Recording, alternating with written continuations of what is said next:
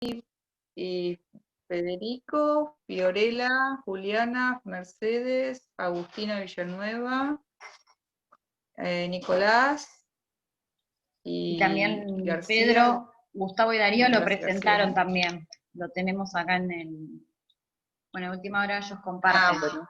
Sí, pero también lo presentaron. Bueno, ténganlos a mano, porque la idea era, a medida que hacemos un repaso de las excepciones, y nos vamos a detener hoy en la prueba pericial, fundamentalmente caligráfica, pero vamos a hacer un repaso de todo, ir viendo cada uno qué les tocó y si lo que estamos conversando, bueno, resultó aplicado al caso de ustedes, y ver, decíamos con Victoria hoy, qué excepciones nos faltarían de las que ustedes vieron. Creo que, bueno, las más difíciles, ¿no? Que ahora vamos a comentar, la cosa juzgada o litipendencia, ahora vamos a verlas, si es que no les tocó, y bueno, concentrarnos un poco en las más comunes, que ustedes ya habrán visto, que a la mayoría les tocó alguna inhabilidad de título seguramente, ¿eh? Así que vayan teniendo a mano los trabajos, así vamos conversando. ¿Alguna pregunta? ¿Algo que les haya llamado la atención antes de arrancar?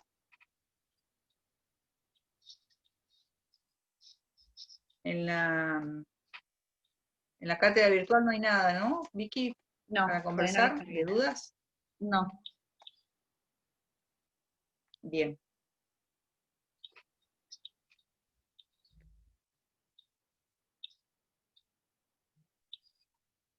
Bien, ahí tienen el PowerPoint, un poco es, nada, un repaso. Y después a lo que le voy a agregar ese PowerPoint, que lo tengo, pero no tuve tiempo de ponerlo, son los fallos de las cámaras de acá de La Plata. Y les quería comentar que cambió la radicación en cámara. No sé si supieron, cambió la radicación. ¿Se acuerdan que habíamos visto mes par, año par y todo eso? Ahora se dispuso la primera quincena, la cámara primera, y la segunda quincena, la cámara segunda. Así que no importa más si es año par, año impar. Tenganlo en cuenta eso, para cuando tengan que fundar, que buscar los fallos, ¿no? Así que la radicación cambió ahora a partir del mes de septiembre. Se van a encontrar con, o sea, eso sería cuando la resolución apelable se dictó. Si coincide, si se dictó ahora, el 21 de septiembre, pasa la segunda quincena del mes a la Cámara Segunda. ¿Ah? Nada, eso creo que habría que modificarlo también. Vi que tenemos Sí, el PowerPoint ahora que modificar. el de la cámara. Bueno, cuando hablamos la otra vez del juicio ejecutivo, nos planteamos la intimación de pago, hicimos toda la secuencia, hicimos un oficial ad hoc, hicimos la modalidad que era irrenunciable, dijimos, la intimación de pago. Aunque la persona se presente espontáneamente, nosotros tenemos que cumplir con ese mandamiento. Hablamos de las modalidades que pueden ser la intimación de pago, embargo y citación de remate, o podría ser solamente la intimación de pago y citación de remate si es que habíamos trabado el embargo por separado, ¿se acuerdan? Habíamos trabado el embargo de sueldo, habíamos trabado el embargo de un automotor, de un bien inmueble, y no nos interesaba realizarlo en la diligencia del mandamiento. Ahora ya se cumplió este mandamiento. No me acuerdo si dijimos que tendríamos la posibilidad de ampliar los plazos. Acuérdense que son 5 días, pero podemos ampliar los plazos en razón de la distancia. Pero bueno, tengan en cuenta que las excepciones del 542 están taxativamente planteadas, ¿no? La primera de competencia. Nosotros que se las habíamos mandado el fallo Cuevas, ¿no? Como modelo para tener, porque nos trae una excepción. La competencia es prorrogable, en principio, cuando hablamos de territorial. Competencia territorial prorrogable. Con excepción de las relaciones de consumo. mediante el fallo Cuevas, que fue el primero que determinó que en los pagarés de consumo el domicilio del deudor es el que fija la competencia. Esto es porque las financieras se traían los juicios a los lugares donde normalmente no estaba la persona y lo tramitaban solos. Entonces, por esta razón, la Cámara de Mar del Plata, luego la Cámara de La Plata y finalmente lo ratifica la Corte, determina que, salvo el caso de pagaré de consumo, todos los demás es una competencia prorrogable. Tengan en cuenta dos reglas: la conexidad y el foro de atracción, que pueden hacernos torcer esta competencia. El foro de atracción cuando hay un proceso sucesorio o cuando hay una quiebra, resulta atraído el juicio ejecutivo. ¿Por qué razón? ¿Se acuerdan?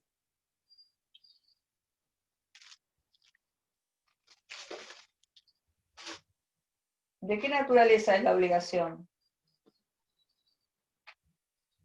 A ver si nos despertamos. ¿La obligación de qué naturaleza es? ¿Personal? ¿Real? Doctora, ¿cómo le va? El foro de atracción, porque la naturaleza es personal y porque el patrimonio es la garantía de los acreedores. Entiendo que va por ese lado. Bien, exacto. Así que en esta naturaleza personal, como es la ejecución que sigue a la persona, va a resultar atraída por el juicio sucesorio o por el proceso concursal. ¿Está? Y tengan en cuenta siempre el inciso, el artículo 5º, inciso 5º, en las acciones personales, cuando sean varios los demandados y se trate de obligaciones indivisibles o solidarias, bueno, será competente el del domicilio de cualquiera de ellos a elección del actor. Esto ténganlo en cuenta cuando tengamos la opción, por ejemplo, en la competencia del cheque, que podemos elegir el banco contra el cual fue librado o el domicilio del titular de la cuenta, a opción del acreedor. Tengan en cuenta también que podemos plantear la excepción por ser la incompetencia en razón de la justicia federal. En el caso de intervenir un extranjero, alguna de las partes fuere extranjera, o la obligación debiera pagarse en un domicilio extranjero. Así que en cuanto a esas cuestiones. En el caso, les digo así algunas excepciones, el caso de ejecución de honorarios, la ejecución va a tramitar como incidente donde tramitó el juicio principal. Salvo que ustedes lo hagan por título separado, autónomo, en cuyo caso pueden iniciar una acción autónoma derivada y no radicarlo dentro del mismo proceso, pero siempre dentro del mismo fuero, y pueden ofrecerlo como documento, el expediente principal, pueden ofrecerlo como documento probatorio. Bueno, el pagaré, acuérdense que esto lo vimos, el lugar de pago o el cumplimiento de obligación. Tengan en cuenta aquellos pagarés que se firman en blanco, que teníamos nosotros siempre que completar alguno de estos datos para que no fuera inhábil este título, ¿no? ¿Y los efectos cuáles son? Bueno, si se hiciera lugar a esta excepción de incompetencia, algunos hablan de que se tiene que archivar, requerir la documentación original e iniciar de vuelta. En realidad basta con la remisión al juez competente. Es lo que en la práctica, claro, está haciendo. Pasamos entonces a cada una de las excepciones. ¿Tuvieron alguna excepción de incompetencia planteada? En los casos que estuvieron viendo, creo que no. Nosotras planteamos la posibilidad hipotética, en ese caso concreto, de que hayan pactado en el contrato de mutuo donde se tendría que, o sea, qué juzgado sería, perdón, quién sería competente, perdón. Sí. Era ¿Sí? el supuesto del cheque. Pero bueno, tuvimos en cuenta la situación esta particular de que se había firmado un contrato previo. ¿Contrato de mutuo? Sí. Bien. Bueno, ahí ustedes tienen que el pagaré o el cheque está dado en garantía de ese contrato. Y está impedida la ejecución por separado, cuando es así. Así que la obligación tiene que estar relacionada con el título que sirve de garantía. ¿Ustedes cómo lo plantearon? ¿Lo tuvieron en el caso concreto o lo imaginaron?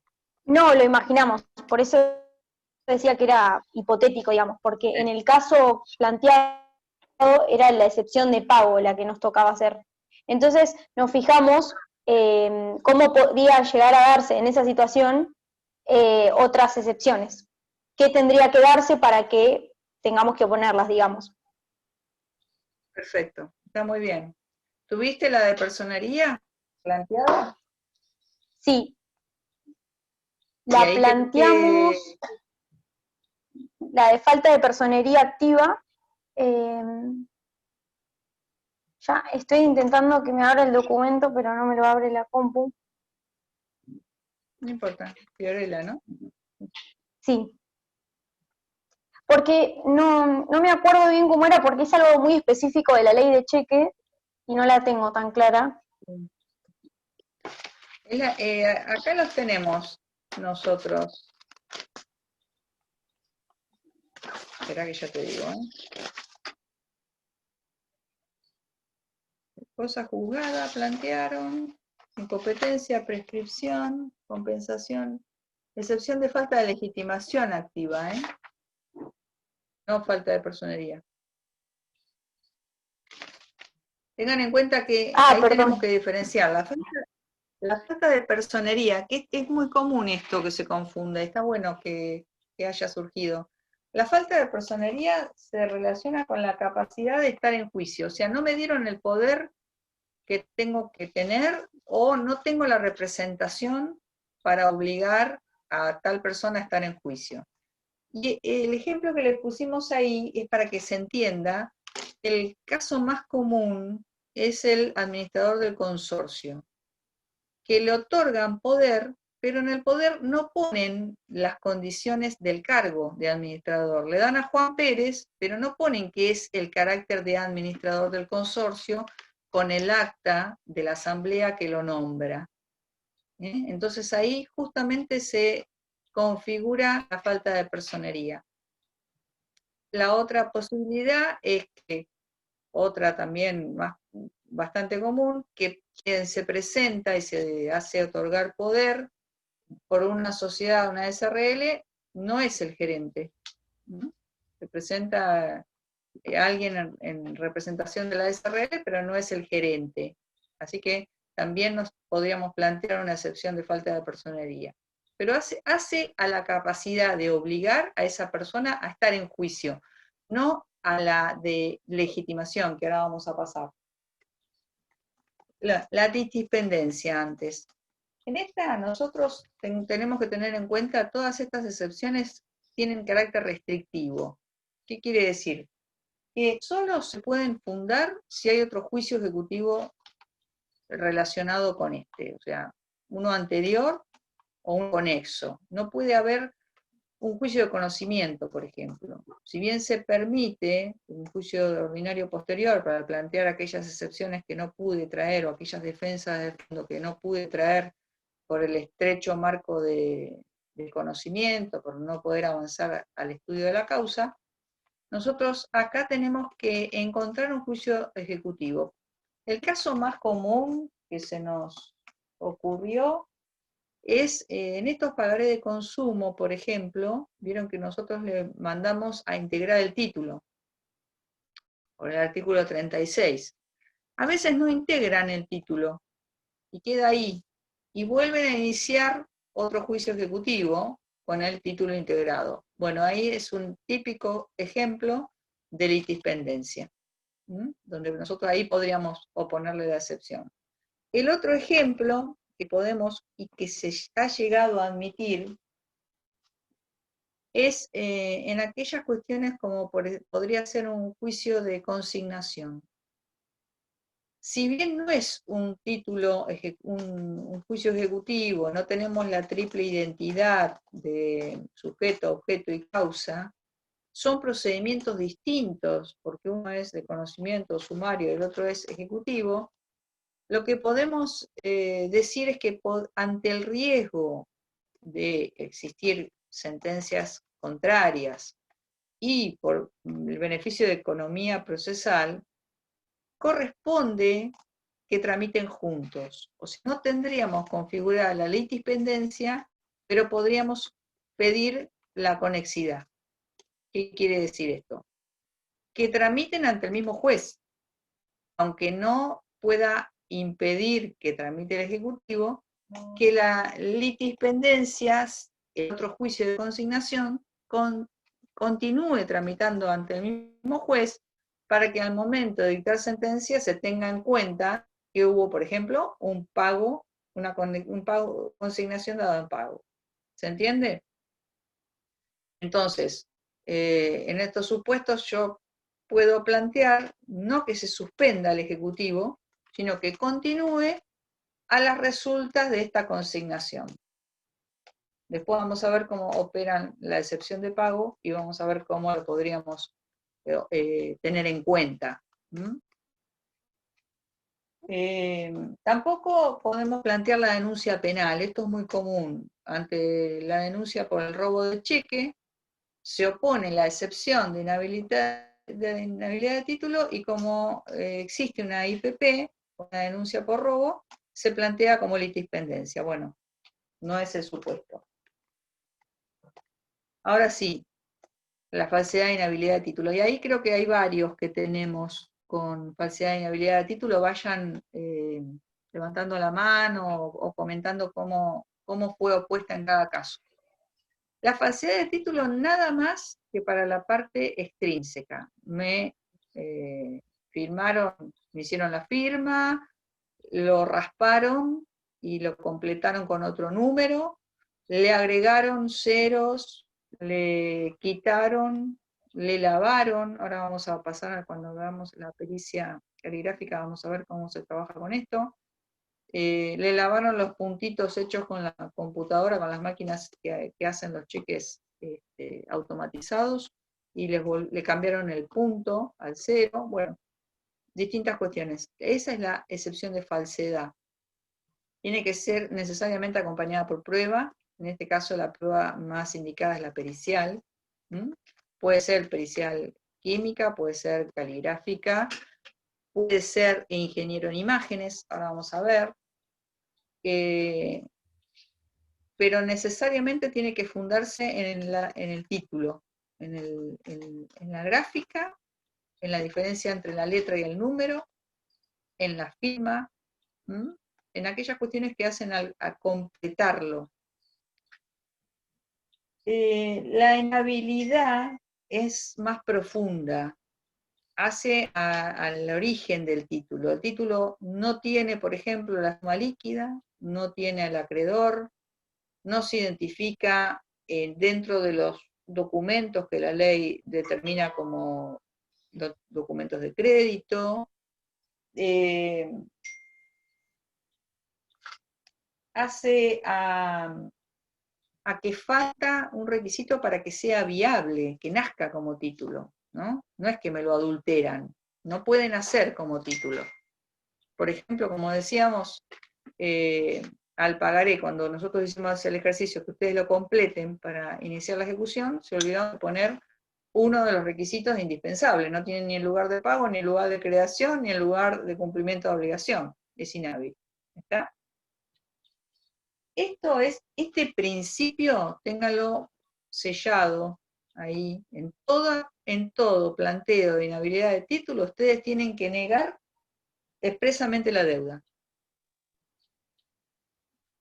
Es un cliché que tiene puesto la cara que no habiendo negado la deuda, haber planteado la inhabilidad de título, resulta improcedente. Así nomás se sacan la excepción de un plumazo. Así que oponen inhabilidad de título, niegan expresamente la deuda. ¿Por qué? Dice la Cámara, ¿no? Porque si ustedes desconocen que el título es inhábil, tienen necesariamente coligen que niegan la deuda. Una cosa va unida a la otra. Si no, es como que le falta una limpieza a esta excepción. Bueno, en algunos le fui agregando los fallos, pero la idea es completarles los fallos, cosa de que ustedes tengan, como decíamos, para cada excepción, un fallo de fundamento de la Cámara de acá de La Plata. Y a estos, si después hacemos el trabajo con la Cámara que nos había ofrecido, vamos a agregarle fallos de actualidad, más recientes, vamos a enriquecerlos, porque nosotros lo que tenemos son los básicos. Pago total o parcial. Bueno, esperen, acá me detengo. ¿Quiénes tienen inhabilidad de título o falsedad de título? Yo Creo que todos. y sí, el de Mamblona, Pablo José, tenía inhabilidad de título, se planteaba. ¿Podés comentar el caso de cuál era el documento o en qué se fundó la inhabilidad, Mamblona? Habían celebrado Estefi, un ¿no? mutuo, sí, se acompaña a la actuación notarial, en donde, bueno, el señor Mamblona daba en préstamos 100.000 pesos, establecían la forma en que se tenía que devolver, los intereses, etc. La cuestión es que el demandado no paga y acompaña un documento en donde consta que el señor Mamblona, que es la parte actora, recibe de la parte deudora una suma de 60.000 pesos en concepto de cuotas, intereses y capital. Entonces, el ejecutado pone excepción de pago parcial acompañando ese documento. La cuestión es que falsifica la firma, el documento no era real, entonces la parte actora presenta un escrito planteando la excepción de falsedad. Solicita que se rechace la excepción de pago y arguye que el documento presentado por el demandado es apócrifo. Entonces, bueno, se decide desinsacular al perito calígrafo y determina que la firma no era de Mamblona, sino que había sido falsificada.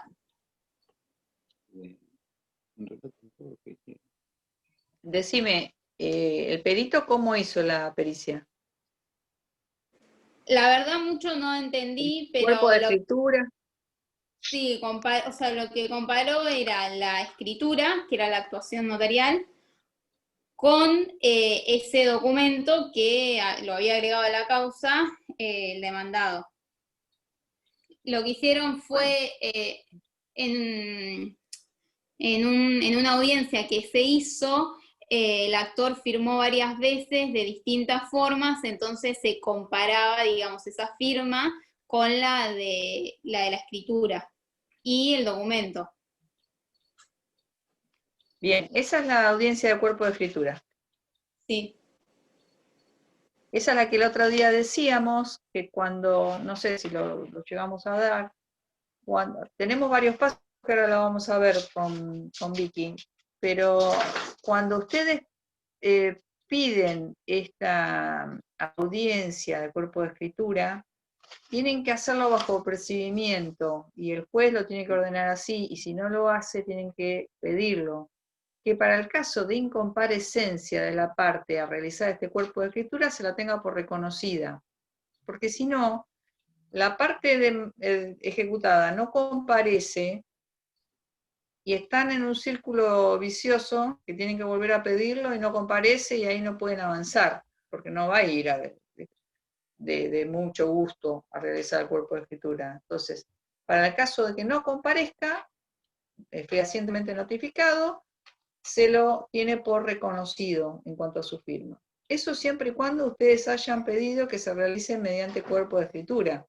La otra posibilidad es ofrecer documentos, porque por ejemplo puede ser que esta persona haya fallecido, entonces ofrecen documentos fehacientes, que ustedes tienen que decir cuáles son, para que el perito los tome como base para el cotejo de firma.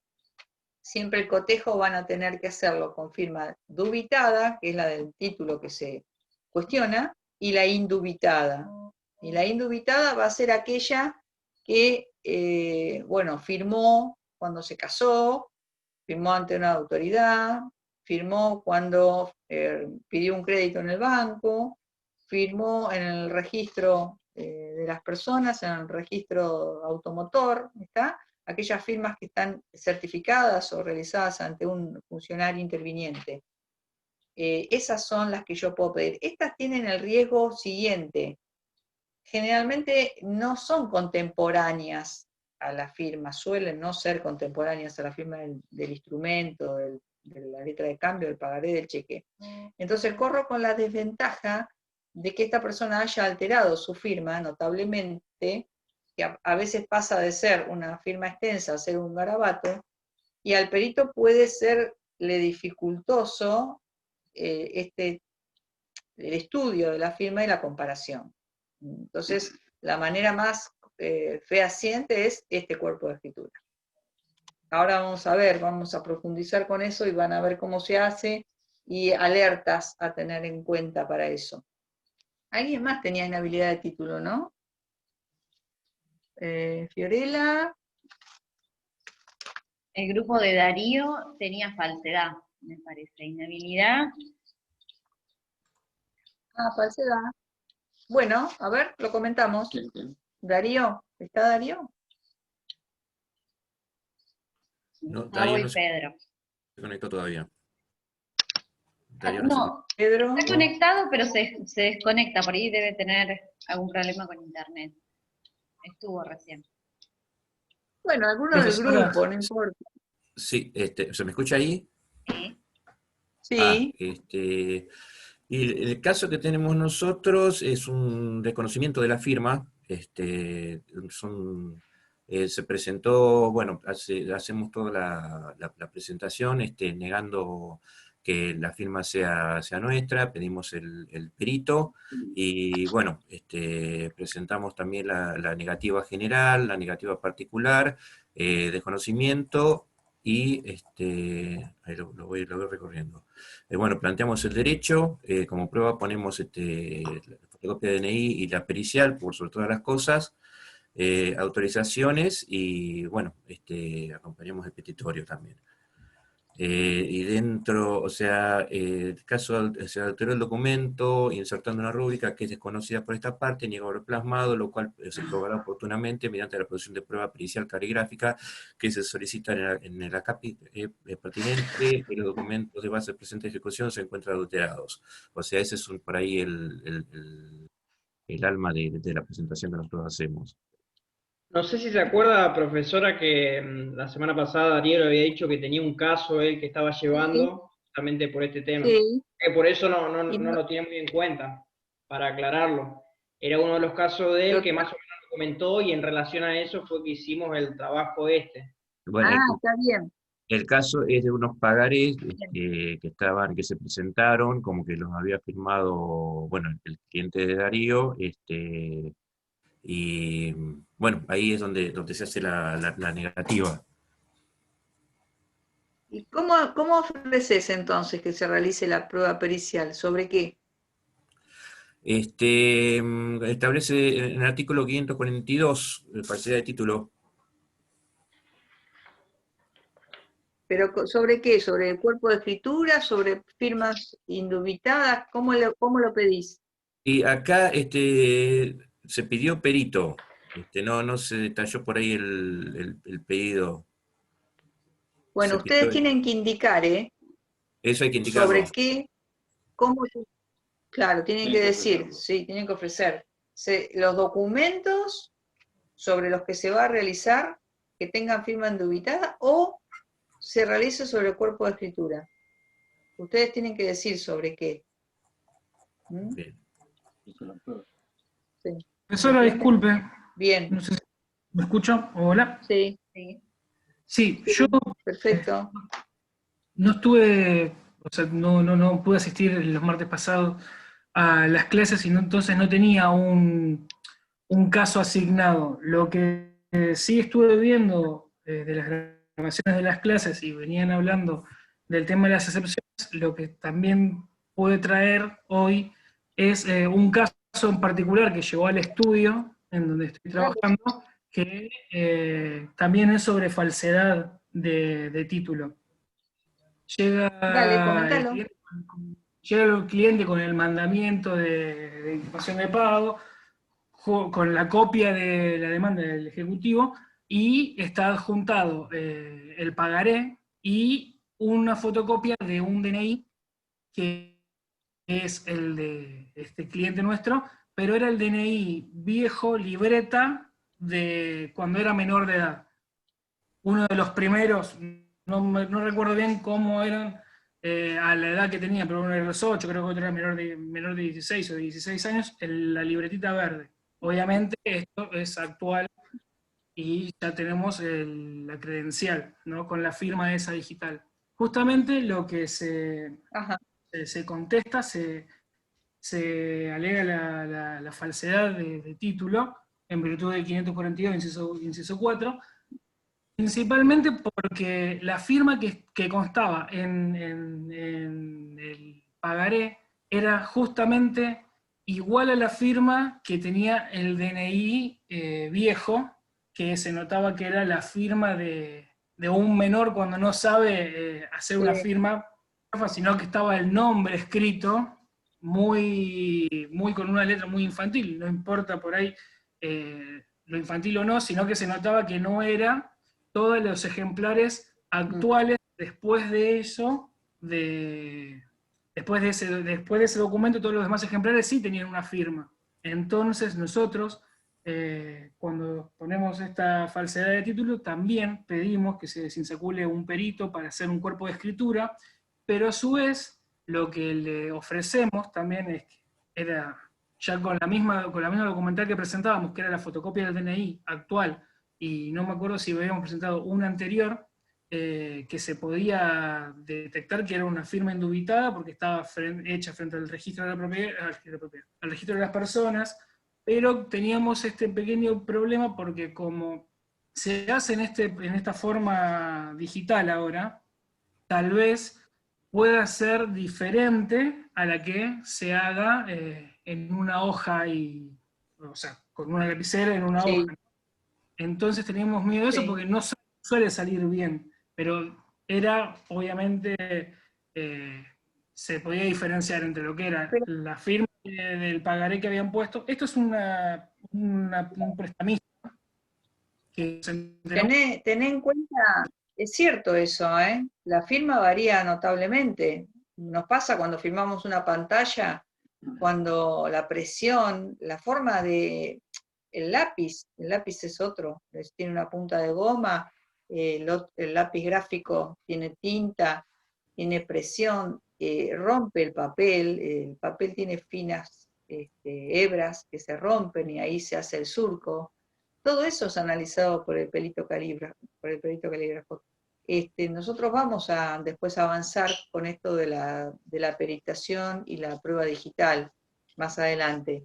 Pero tengan en cuenta que en este contexto estos documentos son papel.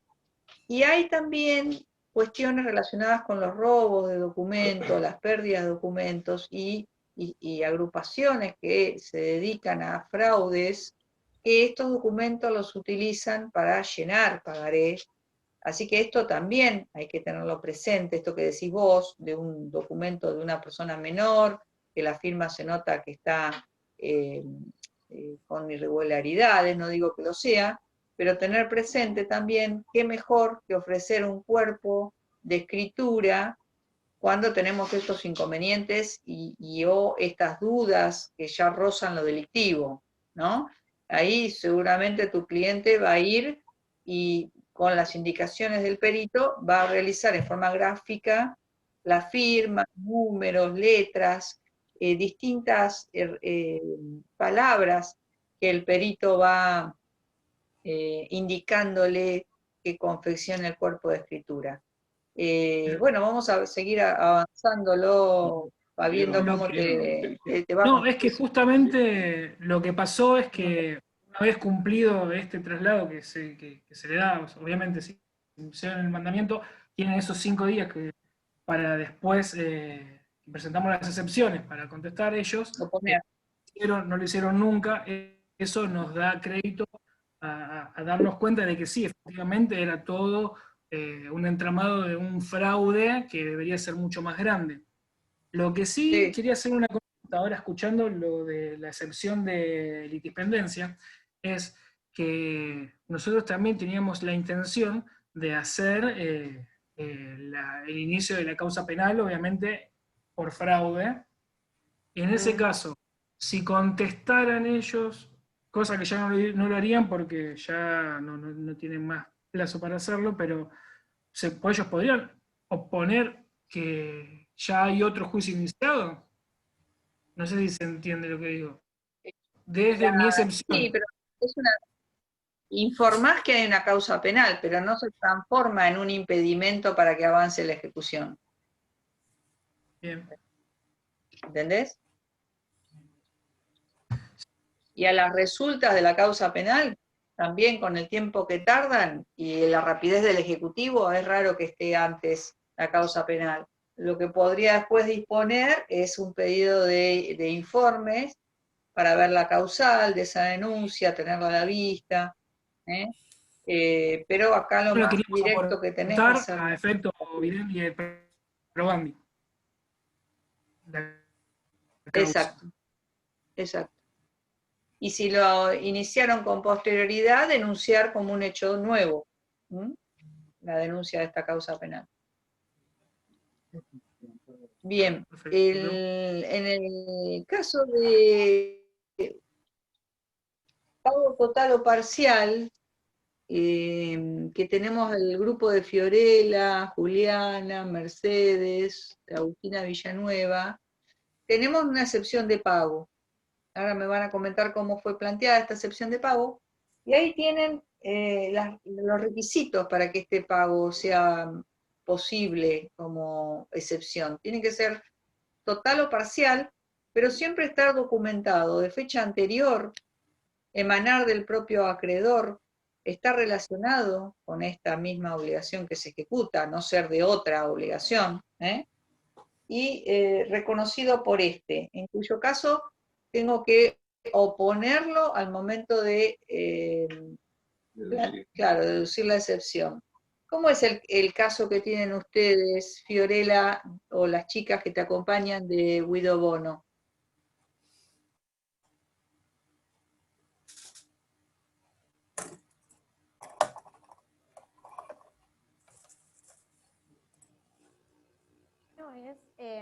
¿No está Fiorella?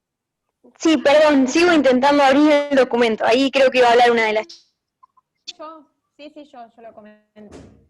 En este caso es un juicio ejecutivo contra el señor Pascual por unos cheques que habían sido rechazados. Y ante la intimación de pago, el demandado se presenta alegando que presenta un recibo donde dice que habían sido cancelados y habían sido entregados como garantía de mutuo. Y en este recibo que acompaña, la actora niega como la firma, niega en realidad el documento en sí. Obviamente que se propone la prueba pericial, y cuando se designa un perito, el perito pide gastos por adelantado. Y en este caso lo que pasó fue que la actora no cumplió con ese requisito de adelantar los gastos, entonces se tuvo como por desistida esa prueba. Igualmente se llevó adelante la ejecución y se rechazó la excepción. Perdón, Juli, ahora, es accionada, o sea, el señor, digamos, Pascual. Era Pascual, está bien. Sí, quien no... que no cumplió, está bien. Claro, no cumplió.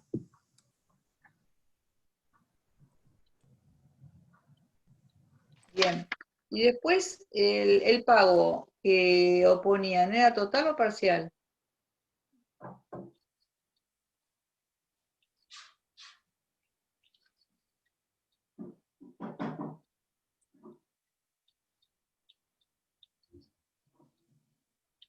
Era total el pago. Bien. Bueno, ahí el que tendría que haber, o sea, si el perito pide, ahora vamos a detenernos en eso, pero si el perito pide anticipo para gastos, el que tendría que haber venido a pagar el anticipo, ¿quién es? Sí, el señor Pascual. Claro. Porque Pascual es el que está interesado en la prueba, ¿no? Claro, sí, sí. Sí, por eso le hice esa acotación a Juliana. En sí era, digamos, Bien. accionado, es decir, el señor Pascual, quien debía hacer el anticipo de gastos, y como finalmente no lo hizo, digamos, la prueba no se realizó. Entonces, ante esta situación es por eso que no se le da lugar a la excepción finalmente. Perfecto. Bien. Así que no se hizo la prueba pericial caligráfica. Hasta ahora nadie de los que trabajó con causas tuvo alguna pericia caligráfica o pericia. Nadie, ¿no? Yo pude ver una, y es bastante interesante porque observan absolutamente todos los detalles del trazo, detalles de la profundidad, o sea, lo comparan con escritos, le hacen escribir con una mano, le hacen escribir con la otra mano, realmente los detalles que se fijan son cosas increíbles, muy, muy Bien. interesante. Bien. ¿En qué tipo de juicio estabas? ¿Ejecutivo? Ya, también, una inhabilidad de título, justamente el que estaba comentando Darío, estuve Ah, en el estudio con él y me lo estuvo mostrando, y realmente una cosa, no lo había visto nunca, un trabajo así, además, nunca pensé que una escritura podía tener tantos detalles. sí. Muy minuciosos. Ahora lo vamos Sí, a comparar, tenedlo presente, lo que dijiste, ahora lo vamos a comparar con uno que vamos a mostrar hecho de esta manera. Seguimos con la compensación. La compensación de crédito líquido y exigible. Bueno, los requisitos que tienen ahí son liquidez, exigibilidad, igual naturaleza que lo que se ejecuta y fungibilidad, o sea que se termine. Ahora, el ejemplo más práctico para que ustedes lo visualicen es en la subasta. ¿Vieron cuando vimos que el propio acreedor ofrece la compensación de su crédito? Cuando quiere comprar y pide la exhibición de seña y compensación. Quiere compensar la deuda que tienen con él con el pago que va a hacer para el caso de resultar comprador. Ahí se puede observar bien que se reúnen todos estos caracteres en una causa que es común, donde tienen la misma relación, la misma obligación, el mismo dinero, y que en definitiva, compensa la deuda con el crédito. Quita, espera, remisión. Bueno, ahí separamos quita y remisión como una renuncia de parte de la deuda. Esto es muy común en alguna transacción, donde cada uno cede. Por ejemplo, a veces es común que cuando es una deuda en dólares, por ahí limitan los intereses o renuncian a los intereses con tal que se mantenga la moneda de dólar. Y tengan en cuenta que todas estas excepciones tienen que ser solamente fundadas o admiten la prueba instrumental, documentos. La espera, como nuevo plazo, o sea, se da otro periodo para pagar, también tiene que estar documentado de emanar del propio acreedor. Y la innovación, que es la deuda se transforma en otra, pero también con las mismas condiciones, tiene que hacer un nuevo documento. Esto de la cosa juzgada, es raro verla porque solamente sería admisible por otro juicio ejecutivo, una sentencia en otro juicio ejecutivo.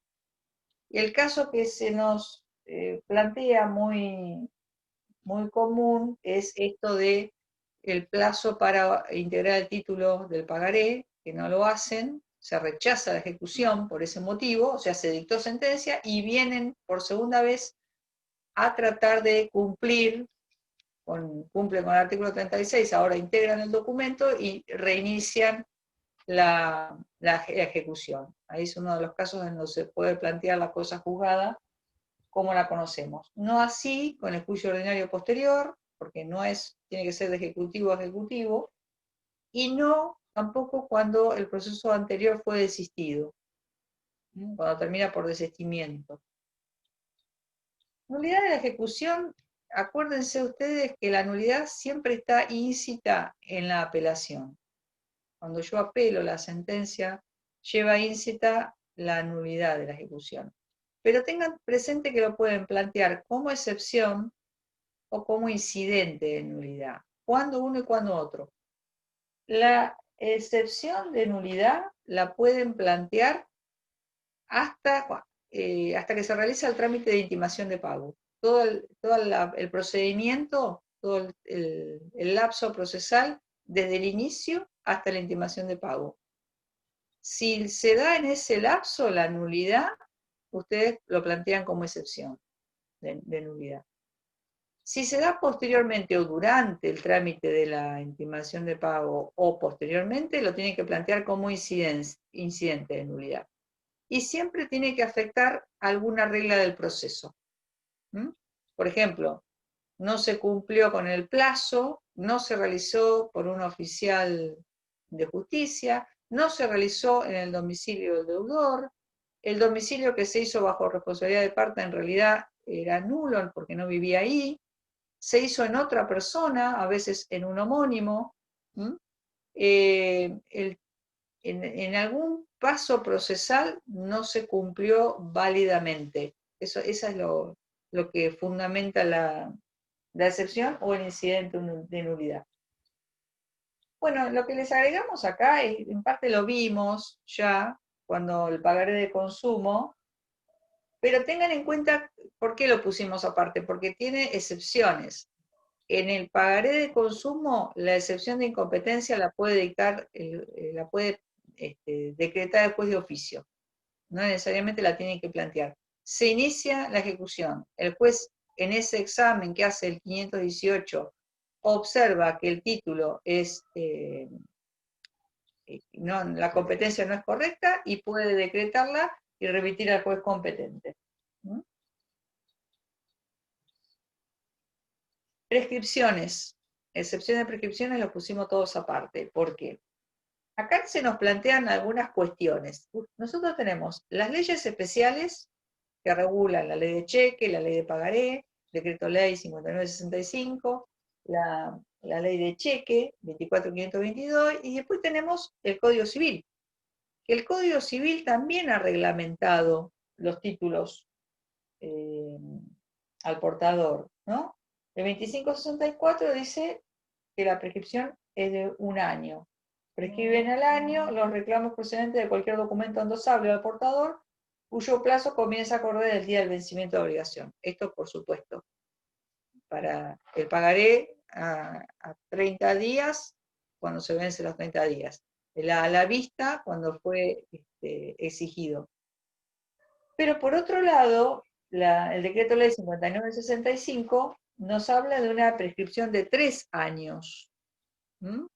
Entonces, ¿qué ha determinado? Ahí les ponemos el fallo esto fue un fallo de la Cámara Nacional, pero que lo ha ratificado la Cámara de Provincia y la Corte, que habiendo leyes especiales, tengo que regirme por la prescripción de la ley especial.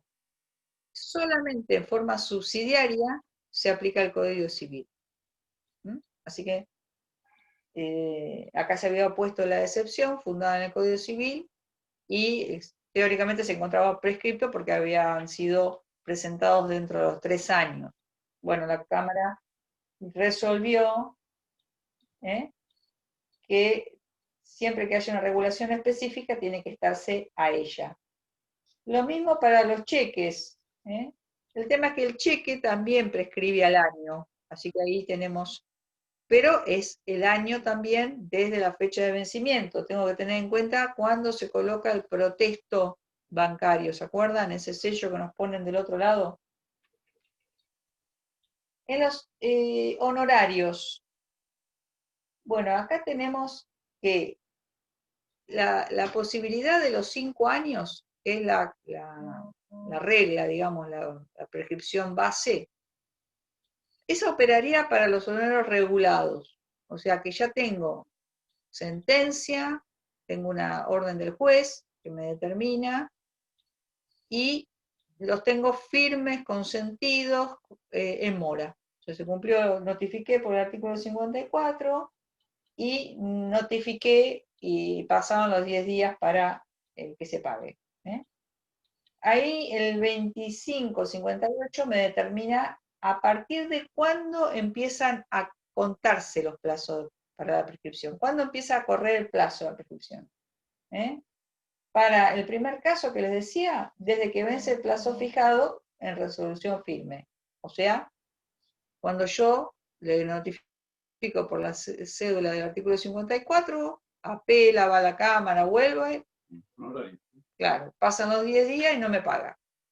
En el otro supuesto, en los honorarios devengados, tengo que obtener que se ponga fin al proceso. Si la prestación de servicio profesional concluye antes, desde que el acreedor tiene conocimiento de esas circunstancias, o sea, tiene que haber una intimación previa. Esto ocurre como en el caso de honorario de los peritos. Nosotros, como honorarios de abogados, tenemos la cédula con transcripción del 54. Esa cédula me dice a mí que tengo 10 días para pagar una vez que adquiera firmeza. En los honorarios de los peritos no tenemos esa notificación. No hay cédula que notifica honorarios de peritos con transcripción del 54. Entonces, cuando se notifica el honorario del perito, yo tengo que pedir al juez que lo intime al obligado al pago y fije plazo para el pago. Esa es la diferencia que yo tengo para que nazca la obligación. En horario de abogados tengo el artículo 54 que me fija 10 días.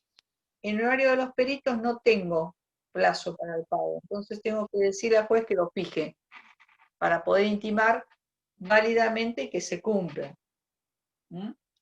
Así que el plazo que surge del 2560, bueno, lo limita. El plazo es el de los 5 años, siempre que las partes no lo hayan reducido. Ese plazo a su vez es residual en tanto rige las excepciones que se prevea uno diferente. En cuanto a esto se encuentra establecido a continuación en 4 artículos, 2561 a 2564, que se anota y no consagran un lapso distinto para la prescripción de la acción de abogados y procuradores. Así que tienen los 5 años en forma genérica. Bueno, lo que les agregamos es para que tengan en cuenta cuándo se interrumpe la prescripción. ¿Cuándo? ¿Se entendió eso? ¿Tienen alguna duda hasta acá?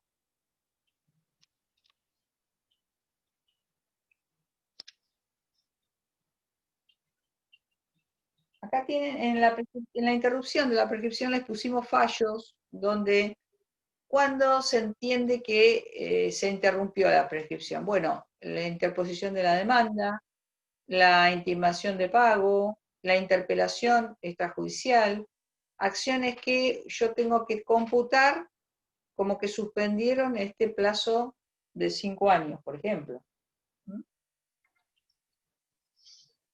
Dudas, ejemplos, planteos, ¿qué tienen?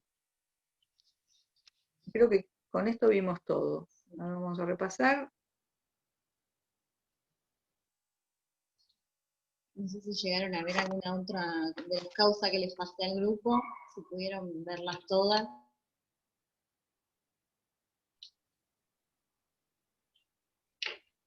A ver, si alguna que yo no haya visto. Las de Estefanía. A ver, Estefanía, vos tenías una pericia caligráfica acá, ¿no? En Pinilla. O Federico, ¿quién está? Estefanía. ¿No? No. Federico no. Yo estoy. ¿La comentaste? Comentéla. No, no la comenté. Ahí la Podés busco. comentar que fue un caso raro ese, ¿eh? Sí, la verdad mucho no lo entendí. O sea, cuento cuáles fueron los hechos. En este caso se demanda a Pinilla, que en realidad es el hijo de una mujer que falleció, con quien la actora se había librado un pagaré sin protesto. O sea, la señora Guidotti, que sería la madre de contra quien se demanda, libró un pagaré a favor de la actora, como reconocimiento de una deuda. La mujer muere, se inicia el juicio de sucesión y se lo trae, digamos, al heredero a este juicio de ejecución. El ejecutado pone excepción de inhabilidad de título y además arguye falsedad de título. No estaba dentro de la causa no estaba, digamos, la contestación de la demanda, sino que estaba cuando la actora contesta las excepciones. Y bueno, o sea, la inhabilidad de título se plantea porque el ejecutado afirma haber sido requerido bajo otro carácter y arguye falsedad de título porque niega y desconoce que la firma inserta en el pagaré pertenezca a su madre, que era Guidotti. También se discute ¿La prueba si se era... hizo? No, la causa llegaba hasta la contestación de excepciones. Ah, Lo interesante era que la actora argumenta por qué no era un pagaré de consumo, o sea, por qué no era una relación de consumo. Porque lo que se acompaña en la causa es el acta de Fundación Internacional para el Desarrollo Integral de la Mujer Argentina, donde surge la relación que hay entre la actora y Guidotti. Bueno, mira. sí, la actora lo que argumenta es que ella era la presidenta de esa fundación y que Guidotti era la revisora de cuentas, que compartían viajes, que eran muy amigas y que en su momento Guidotti estaba pasando por una situación económica muy complicada, entonces la actora le había hecho un préstamo y por eso después Guidotti le entrega un pagaré. Pero la causa llega hasta donde se plantean las excepciones. Decime, ¿qué fue eso de que fue calcada la firma? ¿Qué dice que fue calcada?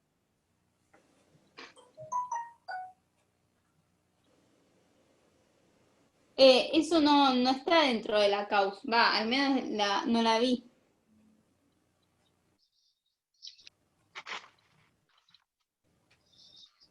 No, pero si vos pones acá en hojas 39, dice solicitud de No, insaculación de perito esa, calígrafo. sí, pero esa no es la de Pinilla. Ah, ¿esa cuál es? Ah, Mamblona. Mamblona, que es la que Mamblona, comenté hoy, está que sí, ahí sí expliqué cómo bien. era lo del perito calígrafo. Esa se hizo. Sí, esa sí se hizo. Y se dicta sentencia, después de eso se dicta sentencia, en donde se resuelve rechazar la excepción de pago, y después presenta escrito el ejecutado, consciente de la sentencia, solicita que se ordene la liquidación y requiere que se ordene la apertura de cuenta judicial para pagar.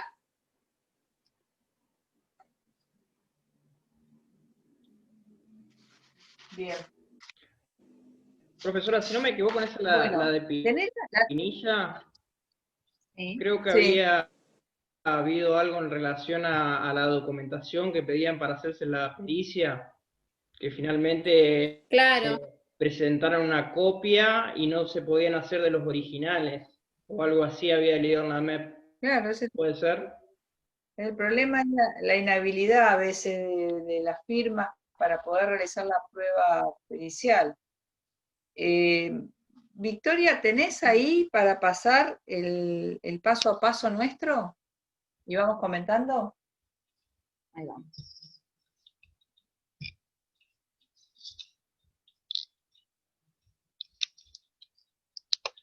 ¿Lo muestro con el de Jiménez con Carrasco, Ceci, o con el, o tenés...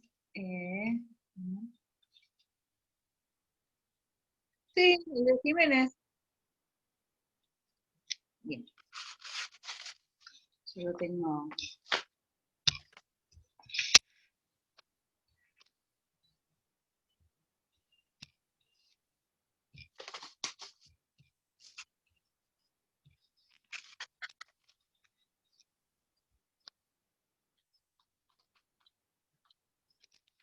Este igual ahora yo se los voy a pasar al grupo, para que lo tengan también.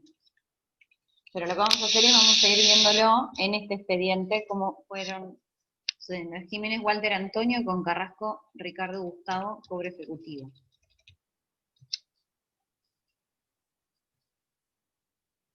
Vamos al inicio.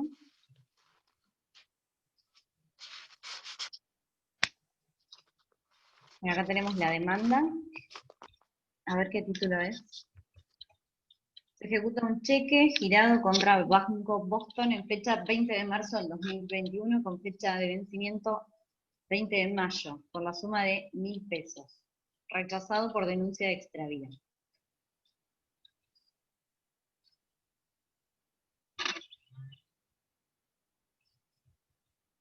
Se lo tiene por presentado el primer despacho. Son los oficios. Se traba embargo.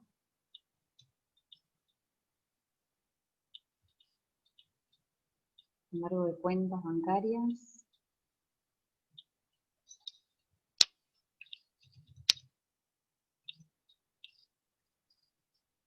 Acá tenemos la denuncia de la IPP del extravío.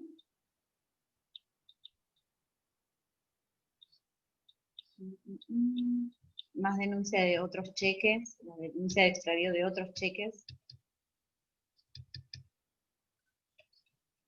Y acá tenemos la contestación.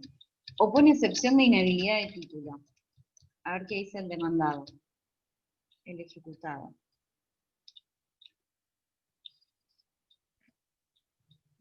Se designe perito calígrafo oficial, ofrece como prueba pericial a los fines de que se determine mediante la aplicación de su ciencia o arte si el cheque reclamado fue llenado y firmado de puño y letra por los demandados para lo que nos ofrecemos a formar cuerpo de escritura a dichos fines.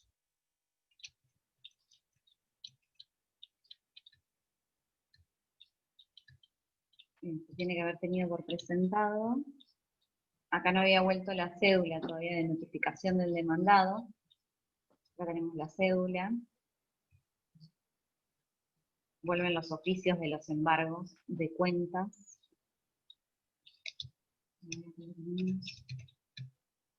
Acreditación de licenciamiento de oficios. Se rechazan excepciones en razón del desconocimiento de la firma inserta en el documento base de la presente ejecución. Resulta improcedente, meramente dilatoria e inoponible en este estado del proceso, rechazo de pago producido por el banco girado, que fue por orden de no pagar y no por diferimiento de firma, como ahora alega la accionada. Bien, hay que resolver esta excepción. Ahora vamos a la resolución.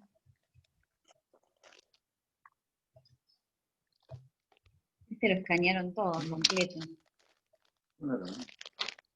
Acá tenemos la designación de la perito calígrafo. Esto es de la comunicación de peritos de cámara. Esto viene bien para explicar también la designación. Esto es un perito de cámara, calígrafo. A ver. Listo, ¿no? Perito de lista. Bueno, ahora son diferentes. Esto no sé en qué año fue. A ver, 2002. Ahora son distintas las comunicaciones. Ya los vamos a ver ahora una más actual. Pero ahora se comunica hasta incluso el domicilio electrónico del perito. Bueno, acá se lo intima aceptar el cargo, bajo procedimiento de dejarse sin efecto su designación y comunicarse a la Suprema Corte.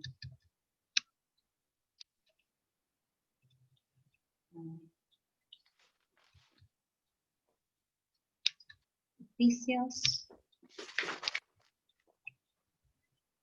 Acá lo tenemos. Perito calígrafo. Bueno, viene a aceptar el cargo al que ha sido dispuesto y a a fin de solventar los gastos, lo que está pidiendo es un anticipo de 380 pesos. Saben que eso es en ese momento, ¿no?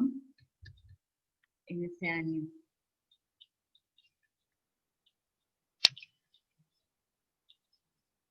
Vemos, bueno, aceptó el cargo, voy a hacer la copia. Del anticipo de gastos se confiere traslado a las partes, tiene que se noticien, de la aceptación del cargo y del pedido. Siguen llegando los oficios.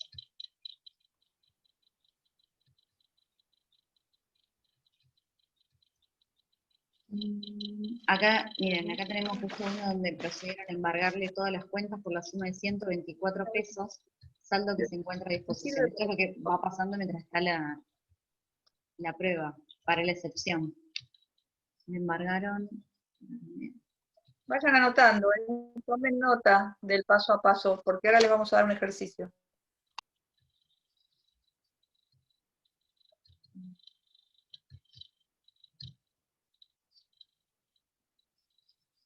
Las actuaciones penales, acá hay una incorporación de un expediente penal, que es la denuncia del extravío del cheque. A ver acá. Se opone. Atento al anticipo de gastos de pericia solicitado por el perito calígrafo, quiero dejar sentada mi disconformidad por considerarlo elevada, dado que representaría un 38% del importe del juicio. Y en segundo lugar, porque debido a la difícil situación económica, bueno, me resultaría oneroso.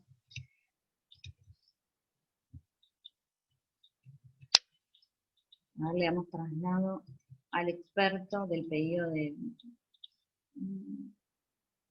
Acá tenemos, ahí están las actuaciones administrativas.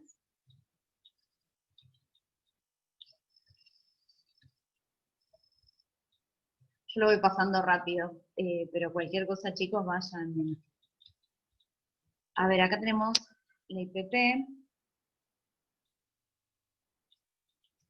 Seguimos con, o sea, mientras tanto fueron incorporándose los oficios contestados que se fueron librando las comisarías respecto de las denuncias de los cheques que desaparecieron, de los que denuncian extraviados. Acaban contestando. Todavía no llegamos a la resolución del anticipo de gastos, o sea que, acá a ver. En razón de lo expresado por el abogado presentante, cumple en manifestar que el detalle de trabajo técnico-científico en la presente exploración caligráfica encomendada por el juzgado, a fin de ilustrar lo solicitado por el suscrito. En el caso de autos, será obtener un tiraje de microfilm de la acción de rayos ultravioletas en onda corta 280 nanómetros y en onda larga con frecuencia. Todo esto, yo no sabía que estaba en el 2002, pero incluso les voy a pasar un video de lo que están haciendo ahora en la asesoría pericial caligráfica y de las máquinas que tienen, que efectivamente cómo van viendo a través de luces ultravioletas donde apoyan el pagaré, si la firma fue borrada, si hubo una atestación, si hubo un cero agregado por el tiempo, por la tinta, se puede ver. O sea, esto es lo que está tratando de explicar, es que a los fines de poder dubitar esa documentación que tiene y poder ver cuáles son las agregaciones o la falsedad, necesita de utilizar esas máquinas y es el motivo por el cual pide ese adelanto de anticipo de gastos. O sea que sigue manteniendo firme en el monto del anticipo de gastos. A ver, traslado a las partes, sobre todo a la parte que se opuso. Acá tenemos el informe de la Cámara que se incorpora después, pero ya fue, incluso ya aceptó el cargo.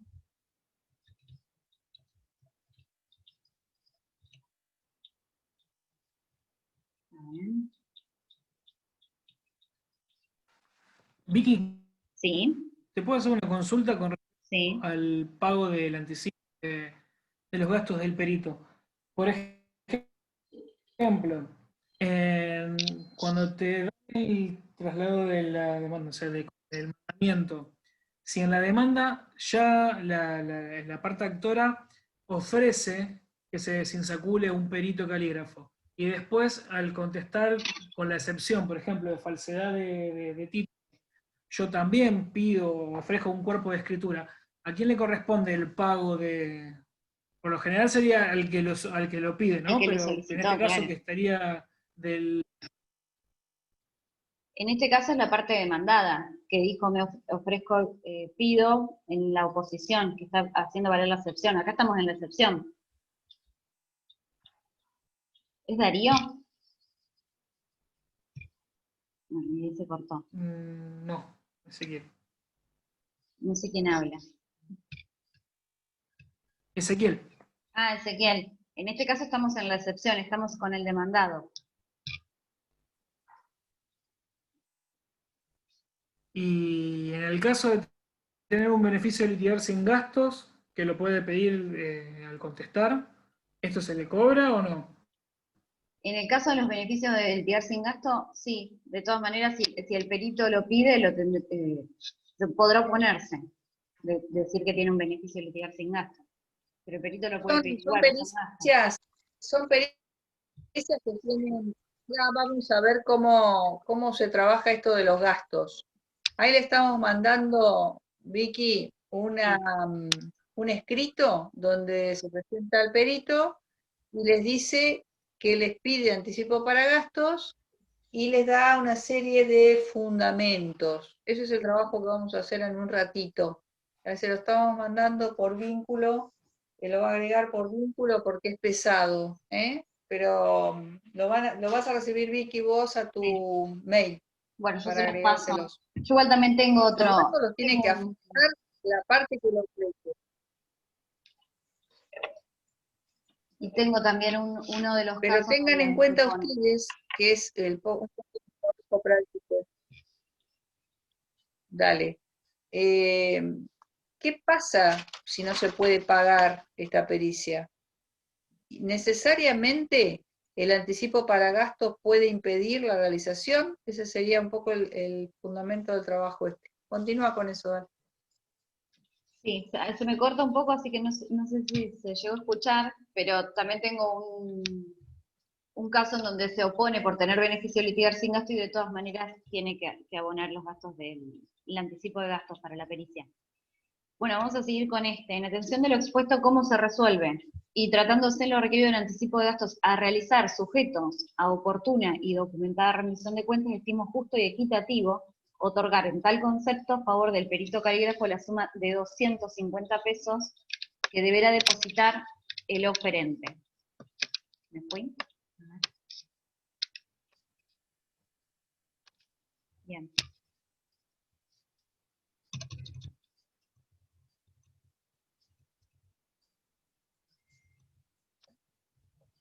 El juez resuelve estimarlo en la suma de 250 pesos el anticipo de gastos. Fijarlo en la suma de 250 pesos. A ver, chicos, porque me parece que me fui. Esto ya lo vimos. A ver.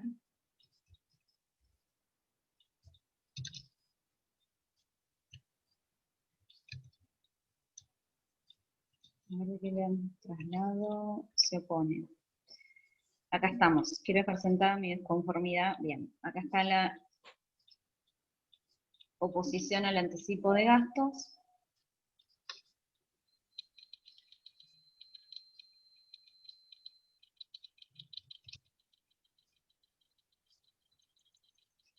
Vamos a ir a la resolución. Acá está la contestación. Traslado.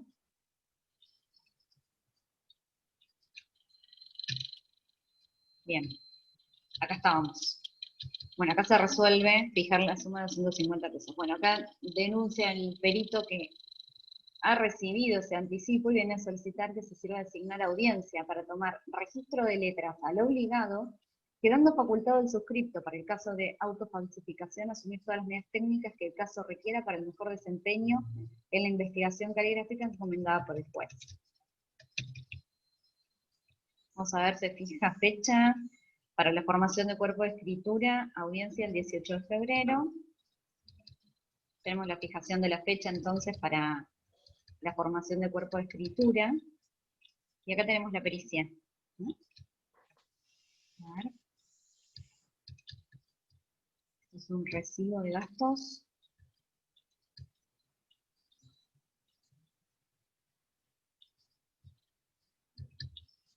Un recibo de gastos del pago del anticipo.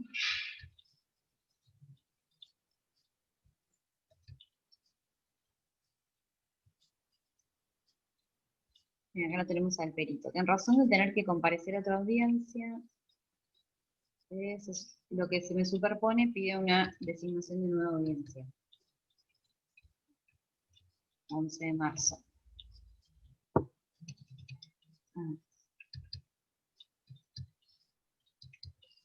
Estas vuelven a ser todas diligenciamientos de oficios que se van efectuando en la causa que se fueron librando previamente. La cédula de notificación de las audiencias, notificando la audiencia.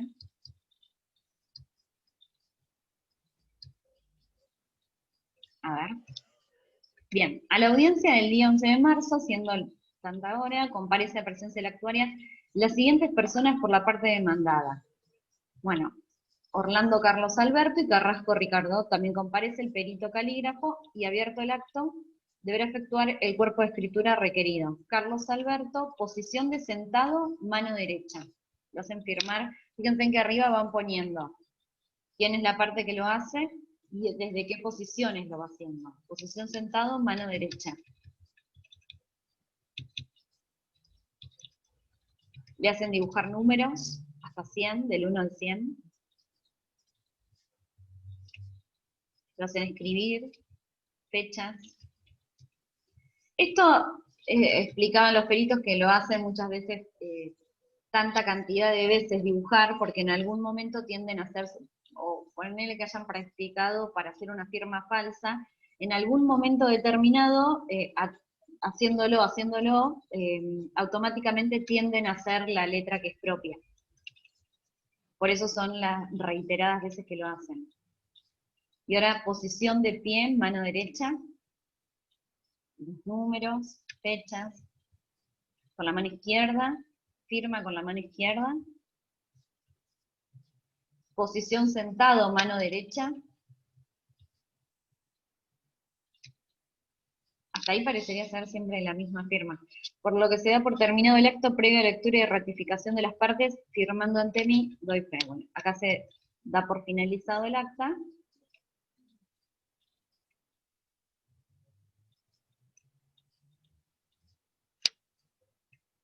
Fue el 11. Bien. Este es Una aclaración, en eso Ricardo. la escritura dura mucho tiempo. Sí. No sé si han presenciado algunos. Dura mucho tiempo y la intención es cansarla a la parte, que no pueda controlar el trazo, si es que alteró él voluntariamente su firma. Muchos peritos les hacen levantar las mangas para cerciorarse de que no tengan, y esto también es una advertencia, algunas personas se atan una gomita para hacer presión sobre el músculo y alterar los trazos de la mano.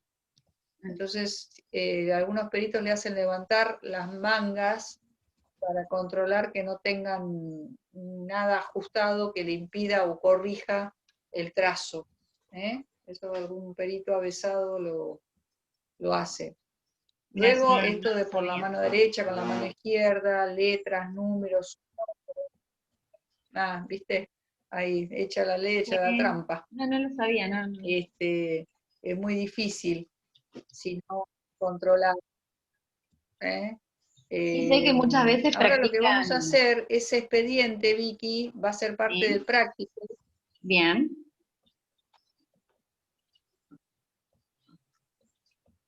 Muchas veces decías, practican. Practican una firma distinta, pero el perito calígrafo, al hacérsela escribir tantas veces y de determinar, en algún momento salta la verdadera firma, salta la verdadera letra. A veces ellos practican y cambian su firma, sí, pero con tanta reiteradas veces. Por eso es que ustedes ahora cuando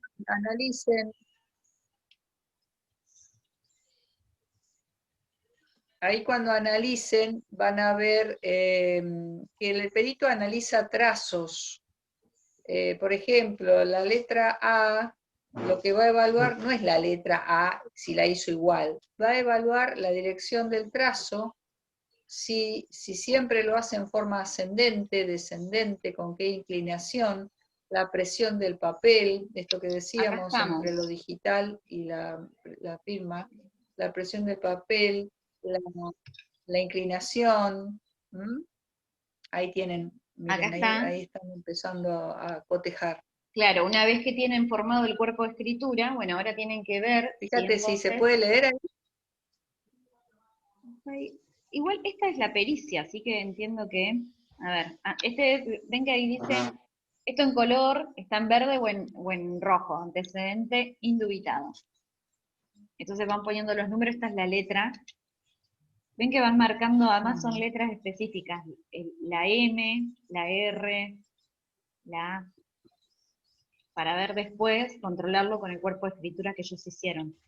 A ver si tenemos los resultados o las marcas. Ahí están los números.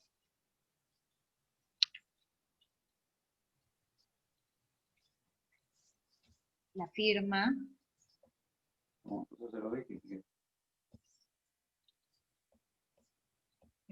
Esa no parece.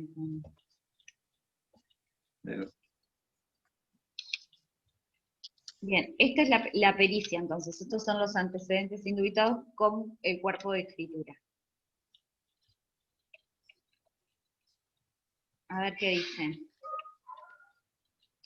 De acuerdo a lo que se desprende de Focas 22, la pericia caligráfica, bueno, si el cheque reclamado fue llenado y firmado de puño y letra por los demandados. A ver qué dicen. Como medida técnica, bueno, ellos explican cuáles son las medidas que hicieron: analizador de rayos ultravioletas, cono de luz, tungsteno, óptica aplanática de radiación de superficie. Bien, acá les van explicando los materiales utilizados en la pericia. De todo, filtro, evaluación de los componentes,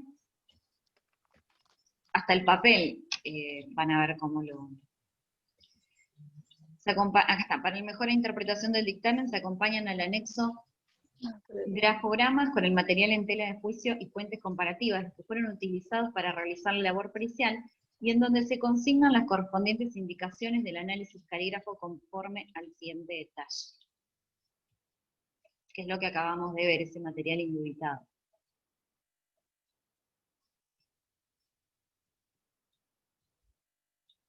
Quiero llegar al dictamen. Por todo ello y a la luz de los resultados ópticos lumínicos, corresponde dictaminar que el llenado obrante en el cheque, número de Banco Boston, sucursal tanto, de fecha, no identifica comunidad caligráfica con las fuentes de cotejo tomadas para el análisis escritural, por lo que los elementos gráficos cuestionados no corresponden al patrimonio escriturario de los señores Carlos Alberto Orlando y Ricardo Gustavo Carrasco, que la firma inserta en el cheque no identifica comunidad caligráfica.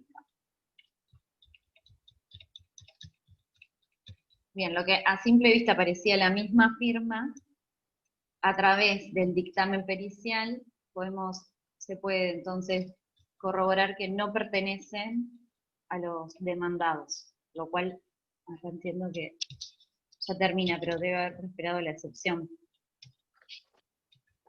A ver. Vamos a ver cuál es el pide que se dicte sentencia. Ahí, para que ellos analicen. Dale. Ahora pasáselos la causa con el trabajo que te mandó Alberto. Sí, ahí lo vi, que me llegó. Igual miren el trabajo de hoy consta de 3 partes. Fíjate, está en el taller, en el grupo del taller está el trabajo práctico con la causa esta. Bien. Luego te mandé yo a vos, que se los tenés que reenviar porque te lo mandé por correo, un pedido real que hace un perito calígrafo. Fíjate si lo podés abrir, porque yo le puse, lo compartí por Drive y uso compartido. fíjense, yo les voy a pedir que lo analicen con un diccionario al lado, o con el Google, ¿no? Vayan viendo cada una de las expresiones que utiliza, de los términos científicos que utiliza el perito, háganse anotaciones qué significa cada cosa. ¿Mm?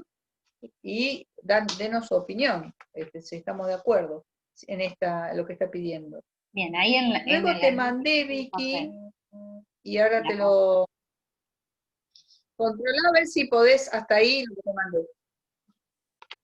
Acá los chicos ya tienen el de Carrasco, el que vimos recién, ya lo tienen, pero ellos lo van a poder ver completo. Nosotros vimos hasta el dictamen pericial. Y bien, ahí me llegó la pericia calígrafa. Fíjate si podés abrir el compartido que te mandé. Sí. Y bien, lo voy a poder descargar. Esa se la tenés que reenviar a ellos. Y además, Vicky, les mandé lo que sería nuestra visita, asesoría pericial. Ah, sí. Les mandé la ayuda a memoria que hicimos cuando fuimos para que ellos vean la sección que van a poder utilizar para todo este análisis digital de imágenes, para que le den una leída y hagamos un comentario al final. Me faltan los videitos, si después los tenés, cuando nos juntamos, los pasamos. Sí, los tengo, ahora se los... Donde hablan los peritos. Sí. Que están buenos esos videos para que los vean. Bueno, dale. Si tienen todo, nos tomamos media horita para hacer este trabajo y cuando volvemos los compartimos. ¿Quieren? Quiero que estemos seguros que llegó todo. Lo que les voy a mandar ahora es lo que vos me mandaste de la pericia calígrafa.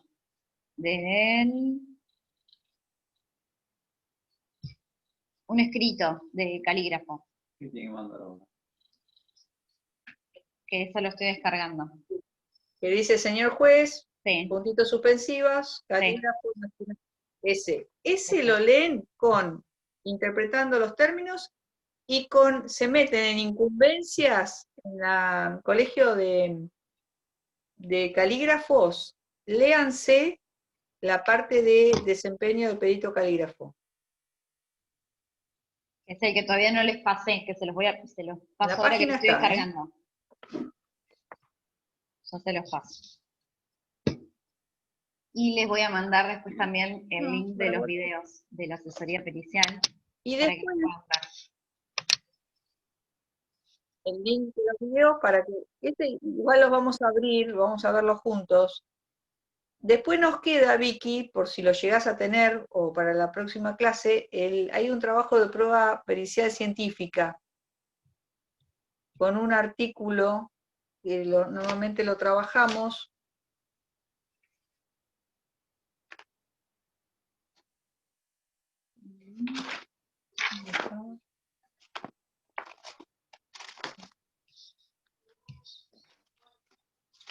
Ahora sí.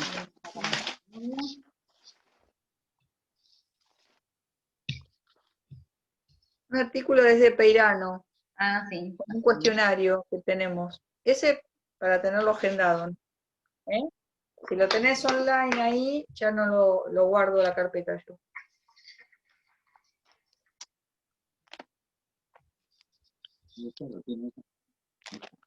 Y el cuestionario también lo tenés, ¿no? No, el cuestionario no. Tengo el artículo de Peirano.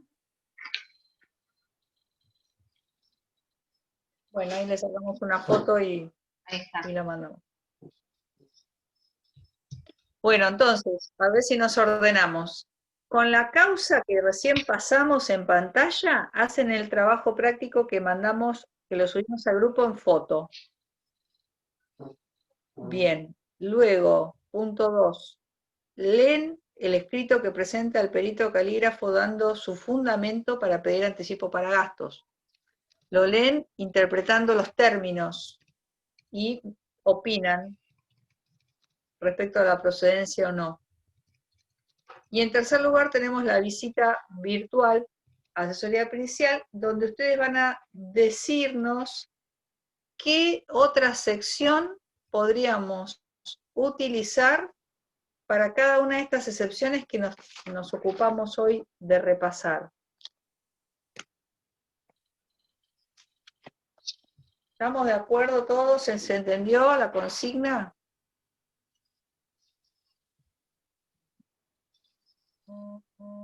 Sí, sí. Bárbaro. Bueno, ahí les Bien. está llegando. Y después tenemos que hacer el cierre. El cierre vamos a hacer, no sé si vamos a llegar hoy a la clase que viene, una sentencia. Vamos a ver qué intereses estamos fijando, cómo se capitalizan, qué mora o punitorio tenemos corregido en cuanto a la exorbitancia o no. Eso me gustaría que les quede claro para cada uno de los títulos, qué intereses se están aplicando, qué ha dicho la Cámara, cuál es la morigeración. ¿Bien? Y después les paso, Vicky, pero no creo que lo veamos hoy, la prueba científica. Pero está relacionada con todo esto que vimos, por eso es importante que la completemos. Ahí fue el último que va, es el de prueba científica que va con tu artículo de Peirano. Peirano, la prueba científica. Que también ya Bien. se los paso, así ya les quedan. Si por ahí llegan a verlo. ¿Por qué? Porque toda esta prueba no es tan sencilla de tirar abajo la prueba científica, que es la que estamos entrando a analizar ahora con esta pericia. Por eso es importante que ustedes vean lo contundente que puede ser una prueba de este tipo. Y ahora, después de todo este análisis, vamos a ver por qué. Nos encontramos en media horita. Es que los juicios se ganan muchas veces, infinidad de veces por la pericia. Es lo que se cuestiona justamente es la firma, es el documento.